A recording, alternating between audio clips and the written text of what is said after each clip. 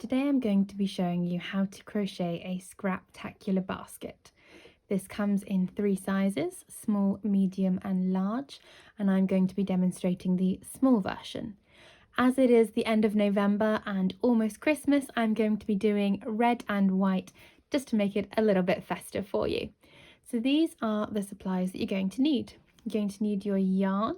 Now the yarn is generally held double throughout the pattern, however you can do a single strand, you could do 3 strands.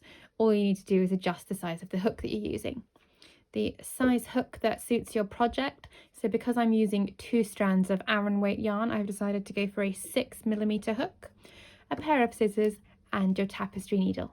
So let's begin. So I've decided to make a festive themed basket, as you know. I'm going to make the base and the sides out of red and the rim out of white. So I've got 2 strands of red here. We're going to start by making a magic ring.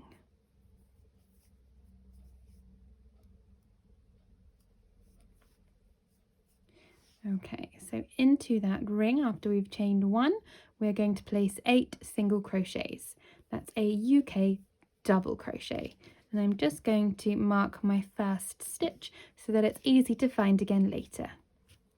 We're using the yarn under technique in order to give our basket a nice firm structure and to minimize any holes.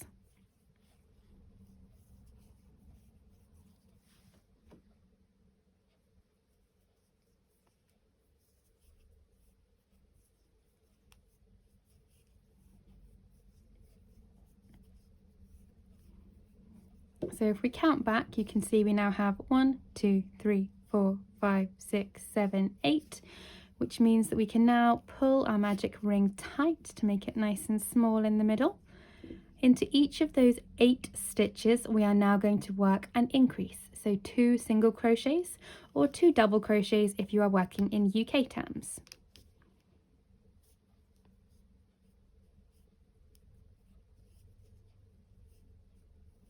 Again, I am going to mark my first stitch with a stitch marker, just to make it easy to find later. There's 2 into my first stitch and 2 into my second stitch. So as I said, repeat this all the way around until you have 16 stitches and meet me at the end. We are now at the end of this round, and as you can see we have 16 stitches.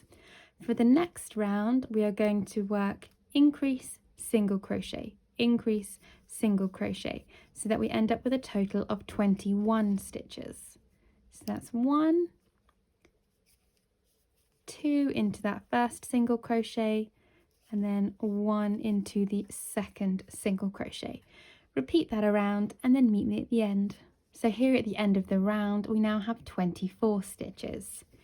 Moving on to the next row, we are going to do single crochet into the first stitch,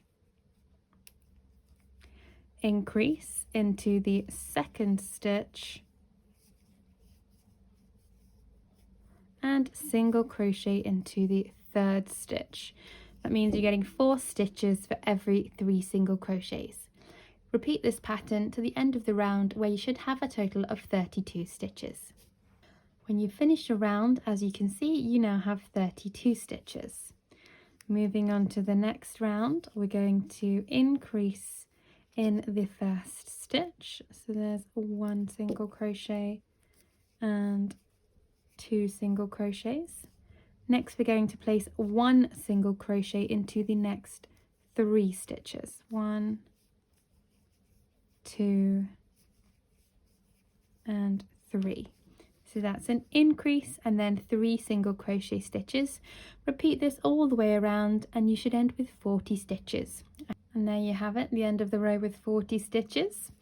So for the next round we're going to place 1 single crochet into the first stitch, 1 single crochet into the second stitch. Just grab a bit more yarn,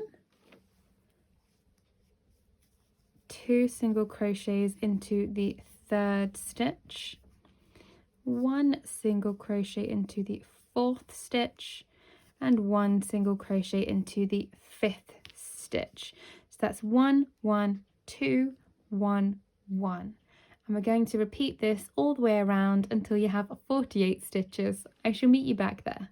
Here we are at the end of the round with 48 stitches. Because this is the last round of the base of the basket, I am now going to slip stitch into that first single crochet.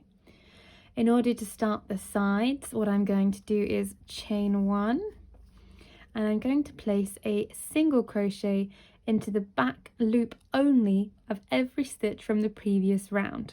So for example, in this stitch here, you might need a bit of wiggling if you've got thick fibers. Go into the back loop only, do our single crochet, and again I'm going to place a stitch marker just so that I can find this later. So again, second stitch, just wiggle in and do a single crochet. If you do all 48, and I shall meet you at the end of the round.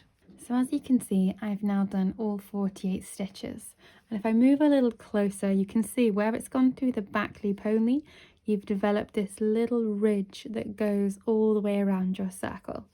That will become very important later. Next, we're going to do a single crochet through both loops of every stitch in the round. So again, a total of 48 stitches. So here's my first stitch. Pop in my stitch marker, and I shall meet you at the end of the round. So as you can see, I have now placed a single crochet through both loops of each stitch. I'm going to now repeat this for the next 5 rounds. That means I'm going to place a single crochet into every stitch going round and round for 5 rounds. I shall meet you at the end. As you can see, I have now finished those 5 rounds. I'm going to put my hook through the first stitch of the next round and pick up the white and do a slip stitch. There we are.